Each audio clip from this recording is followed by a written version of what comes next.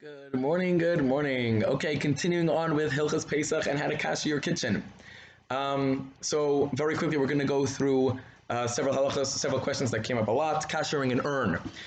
So if you've only used your urn for hot water and you never used it, in other words, for tea and anything in glass cups, and that's the only time you ever used your urn, so then the halacha is you do not need to kasher it. Merely wiping it down dry, you would be fine. You could go ahead and continue using it for Pesach.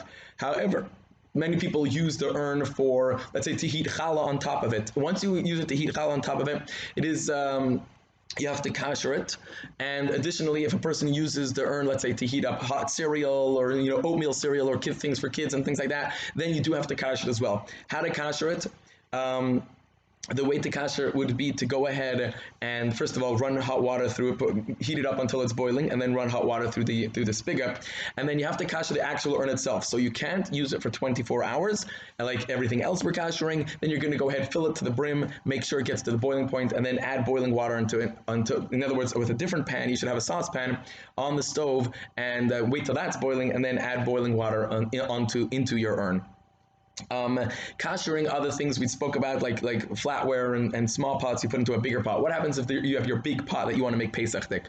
So if you want to have a big pot to make Pesach thick, you have to heat it up to the very top with hot water, wait till it boils, then take another pot, a smaller pot. Technically you could take a brick or something, but the easiest way to do it is to take another pot, fill it with water, and wait till that boils as well. When you have the two pots are boiling, again, both of them haven't been used in 24 hours and cleaned, like every other way of kashering with Hagala, you go ahead, you pick up the small saucepan, you dunk it into the bigger pan, and you let it overflow. That overflow will kasher the entire bigger pot, and that is quite a messy, but look at it as a fun way. Hey, let's have tons of fun and ruin our stove. So you go ahead and you dunk that small pot into the big pot, and it will cause a splash. Be very careful because it will splash, and a lot of steam, and you'll go ahead and that will be the way to kasher that. Kashering sinks. The way that we kasher sinks, the way the Klal Yisrael kasher sinks, if it's stainless steel, it's okay to kasher. A, make sure it's totally clean. B, make sure it hasn't been used in 24 hours. C, make sure it's dry. Then you're going to go ahead, take a pot, usually one pot is not enough, take a pot, boil the water up, wait till it's boiling, pick the pot off the stove, don't put it down on anything else, and go ahead straight to your kitchen sink and start making and go to the kitchen sink and start pouring the water over the sink, back and forth, back and forth. If you want, you can use circles, you can back and forth, but you have to make sure that every part of the sink got hit with hot water. There should be no breaks in the there should be no breaks in the stream. So you're going to go ahead and you're going to tip it over, and you're going to make a line along the bottom of the sink, and then another line, and then another line. Imagine you're mowing the grass. You're going back and forth. Now usually one pot is not going to be enough. So the way to do it is not just to go over the whole sink, because that's usually not enough. What you should do is you should go ahead. You should kasher the back of the sink first, or the front, whichever one you want. Maybe make it into quadrants if you have smaller pots. Make it into halves if you have bigger pots. Do the front half and then the back half. Now in between the two halves, you should go ahead and dry the whole sink. And then wait. It's very easy to dry because it's hot water. Leave it there standing for 50 seconds, half a minute, 30 seconds, and it will be dry by itself. A quick wipe down with a towel. Take another pot, and then go ahead and do the other half of the sink. The whole thing should take.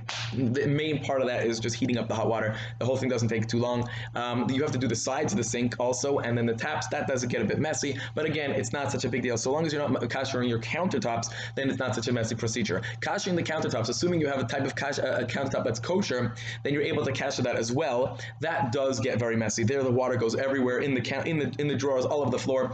There, you're gonna have to want to go ahead and just open the drawers directly underneath and put towels over there. And then towels on the floor, and then you're going to go ahead and do the same thing, kashering with a pot. Go like a lawnmower. You're going to make sure that a stream of water hits every part of the countertop. So quadrant up split up your countertop into areas that you think will be covered by the pot. Like, okay, I'm going to cover from this part over here, and then just go quickly with lines like that, and then you'll kasher it. Dry that up, move to the next one, move quickly with lines. And if you have 4 or 5 pots boiling at the same time, it's you do one counter, then you reboil the pots, another counter. It's a fun procedure. Enjoy it, have fun, and do it. And that's the way to do it.